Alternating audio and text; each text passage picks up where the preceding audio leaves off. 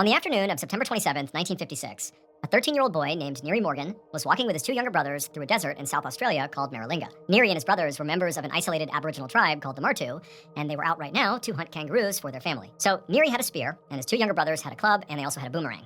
And for a while, they had been tracking this particular group of kangaroos. But every time they slowed down and, the brothers got ready to strike, the kangaroos would take off. And it was very frustrating. But eventually, as they were walking, this group of kangaroos stopped at a watering hole, which was just a few dozen yards away from them. And so at that point, the brothers knew this was their chance. These kangaroos were going to stay here long enough that they could strike. And so Neary signaled to his brothers that it was time to move. And so they got down in the brush and began advancing on the kangaroos.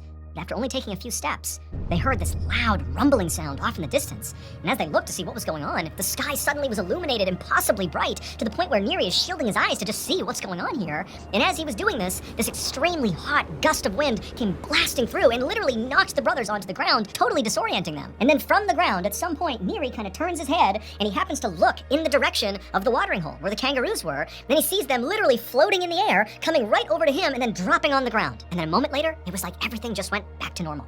The sky went back to a normal color, there was no more rumbling, there was no more wind, except now, you have all these kangaroos just dead, right in front of Neary and his brothers. Now, of course, Neary and his brothers had a lot to process here. I mean, they really had no idea what had happened.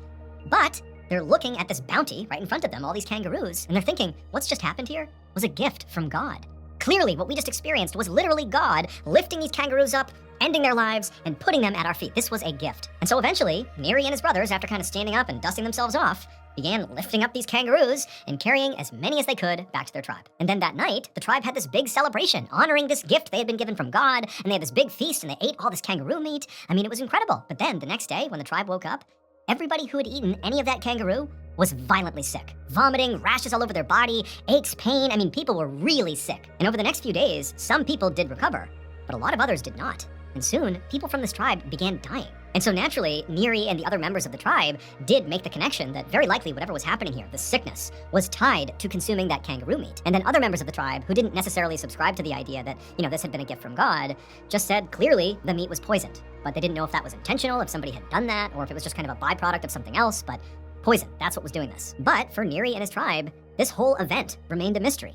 Until 1967, so 11 years later, when Neary was 24 years old. That's when representatives of the British government came out to southern Australia, near where the Martu tribe lived, and began trying to clean up the mess that they had made. It would turn out all those dead kangaroos that got kind of dumped out of the sky right in front of Neary and his brothers were not the result of, God giving them a gift.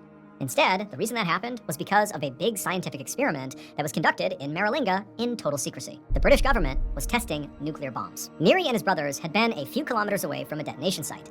And where they were positioned was basically exactly in the right spot to where they would feel the effects of the explosion, they would hear it, they would see this huge